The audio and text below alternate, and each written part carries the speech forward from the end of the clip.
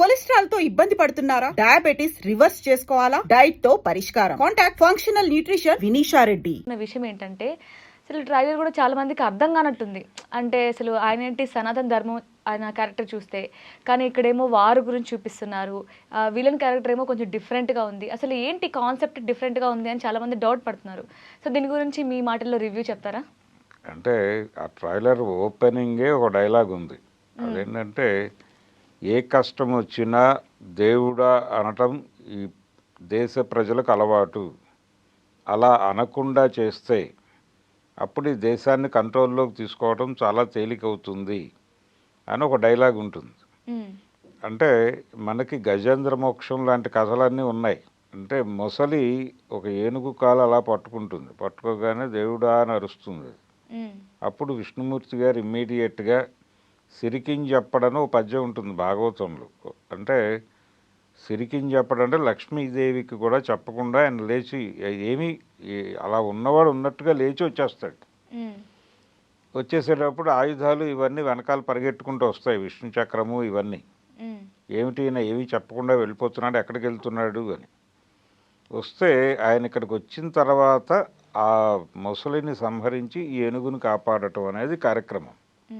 అది గజేంద్ర మోక్షం. అంటే ఇలా పిలిస్తే పలికేటువంటి దేవుళ్ళు ఉన్నారు ఇక్కడ, కానీ పిలవకపోతే రియాక్ట్ కారా అనేది ప్రశ్న.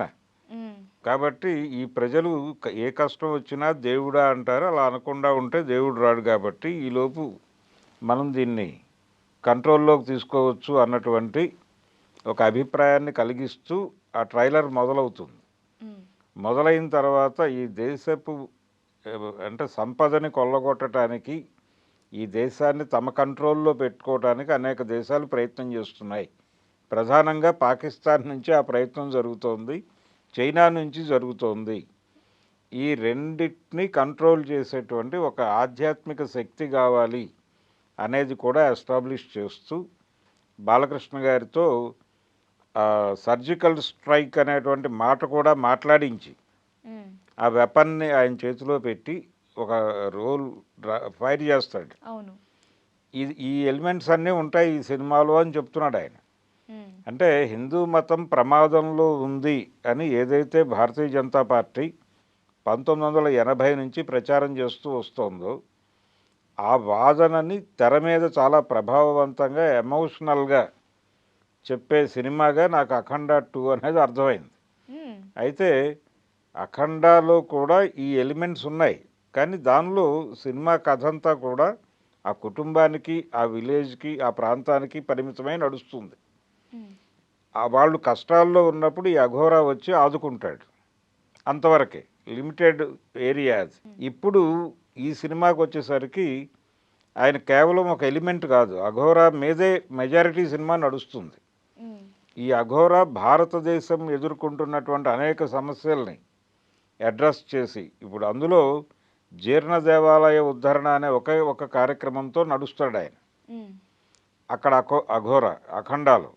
ఇందులో అలా కాదు, భారతదేశం ఎదుర్కొంటోంది అని ప్రభుత్వం చెప్తున్న అనేక సమస్యల్ని ఈయన పద్ధతిలో ఈయన అడ్రస్ చేసి అటాక్ చేస్తాడు. ఇది సినిమా స్క్రిప్ట్. అందుకని భారతీయ ఆత్మ ఉంది ఈ సినిమాలో అని బోయపాటి శ్రీను గారు ప్రతి మీటింగ్లోనూ చెప్తూ వస్తున్నాడు. నిజంగా హిందూ మతం ప్రమాదంలో ఉందా, పాకిస్తాన్ నుంచి ప్రమాదంతో ఉందా, చైనా నుంచి ప్రమాదంలో ఉందా అంటే అటువంటి పరిస్థితి ఏం లేదు. ఏమీ లేకుండా ఇస్లాం నుంచి హిందూ మతం ప్రమాదంలో ఉంది అనే మాట కూడా తప్పే. అయినప్పటికీ ఇవన్నీ ఈ మిత్తు వాళ్ళు కల్పిస్తున్నారు. అంటే ఓటర్ని కన్సాలిడేట్ చేసుకోవడం కోసం వాళ్ళు చెప్పిన మాటల్ని ఈ సినిమా ద్వారా మరింత ప్రభావవంతంగా చెప్పడం. ఆయన ఎన్డీఏలో భాగస్వామిగా ఉన్నాడు, నందమూరి బాలకృష్ణ గారు. ఆయన తెలుగుదేశం పార్టీ ఎన్డీఏలో ఉంది ఇప్పుడు. కాబట్టి ఒక రకంగా ఎన్డీఏ భావజాలాన్ని ఈయన తన సినిమాలో ప్రచారం చేసే పద్ధతిలో నడిచింది ఆ సినిమా ట్రైలర్ అంతా. సినిమాలో కూడా ఇదే ఉంటుంది. సార్, యాక్టింగ్ విషయానికి వచ్చినట్లయితే మనం ఈ సినిమాలో చూసే క్యారెక్టర్ వైజ్ చాలా మంది పేరున్న యాక్టర్స్ ఇందులో యాక్ట్ చేసినట్టు తెలుస్తుంది. అంటే ఇప్పుడు హీరోయిన్ కావచ్చు, విలన్ కావచ్చు, అండ్ ఇంకా సమ్ క్యారెక్టర్స్ కూడా చాలా పెద్ద పెద్ద వాళ్ళని కూడా పెట్టినట్టుంది. అంటే ఎందుకు అంటారు? అంటే సినిమా వాళ్ళ వల్ల అయినా సరే హిట్ అవుతుంది అని. లేదు లేదు అదేం లేదు. అంటే కంటెంట్ని నమ్ముకుని దాని మీద ఆర్టిస్టులు ఎవరు ఉంటే బాగుంటుంది అనేది డిజైన్ చేసుకుంటూ వెళ్ళారు. ఆది పినిశెట్టి కనిపించాడు. అంటే ఇతర మతాలకి ఆయన అందులో డైలాగ్ ఉంది ఆ ట్రైలర్లోనే, మిగిలిన దేశాల్లో మతాలు ఉంటాయి, ఇక్కడ ధర్మం ఉంటుంది అని. అంటే ఈ దేశంలో హైందవ ధర్మంతో పాటు ఇస్లాం ధర్మము ఉంది, క్రైస్తవ ధర్మము ఉంది. నిజంగానే మతం నుంచి ప్రమాదం ఉంటే 1000 సంవత్సరాలు పరిపాలించారు ముస్లిం రూలర్స్ ఇక్కడ.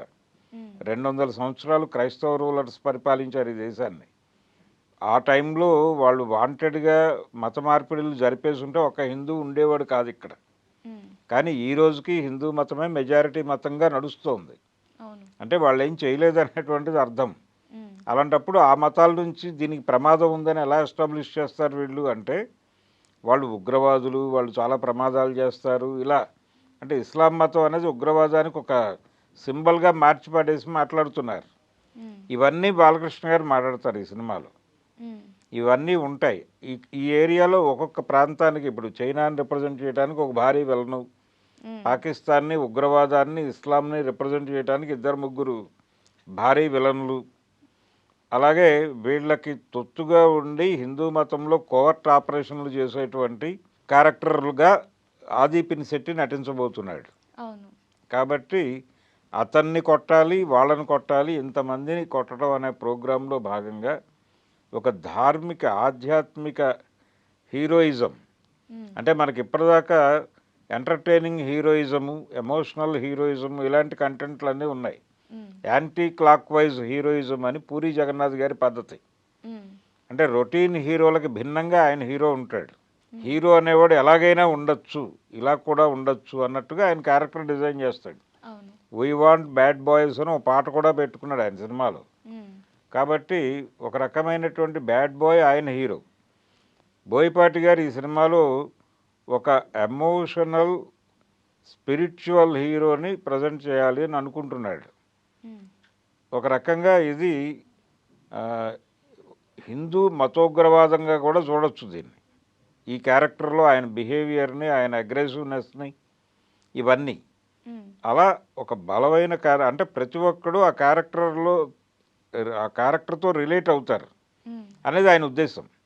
ఎవరు హిందూ మతం ప్రమాదంలో ఉంది అని జరుగుతున్న ప్రచారంలో ఆ ప్రచారాన్ని నమ్మిన వాళ్ళందరూ తమని కాపాడేటువంటి శక్తిని బాలకృష్ణ రూపంలో చూసుకుంటారు, అలా ఈ సినిమా చూసేస్తారు అనేది ఆయన ప్రోగ్రాం. అందుకని ఈ సినిమా తీసాడు. అదే అంటే హిందీ మార్కెట్లో కూడా రిలీజ్ అవుతోంది ఈ సినిమా. హిందీ మార్కెట్లో రిలీజ్ అవుతోంది, తమిళ మార్కెట్లో రిలీజ్ అవుతోంది. కాబట్టి ఆ ఆర్టిస్టులందరినీ అక్కడ పెట్టి వీళ్ళందరి ద్వారా ఆ సినిమాని ఆ ఏరియాల్లో ప్రమోట్ చేయటం, తద్వారా ఈ సినిమాకి ఒక పాన్ ఇండియా మార్కెట్ డిజైన్ చేయటం. బాలకృష్ణ గారు మొదటిసారిగా పాన్ ఇండియా మార్కెట్ లోకి ప్రవేశిస్తున్నాడు ఈ సినిమా నుంచి. 1000 కోట్లు టార్గెట్ అని చెప్తున్నారు. మరి 1000 కోట్లు సాధిస్తుందా లేదా అనేది చూడాలి. ఏదేమైనా కానీ ఈ ట్రైలర్ చూసిన తర్వాత సినిమా మీద ఏ మాత్రం అంచనా పెట్టుకోవచ్చు అంటారు? అంటే ఇప్పుడు మీరు చెప్పారు కదా 1000 కోట్లు అని, అంటే అంత మాత్రం వెళ్ళే అవకాశం ఉందంటారా? వాళ్ళు అనుకున్న పద్ధతిలో చాలా సిన్సియర్గానే సినిమా తీశాడు. ఆ కంటెంట్లో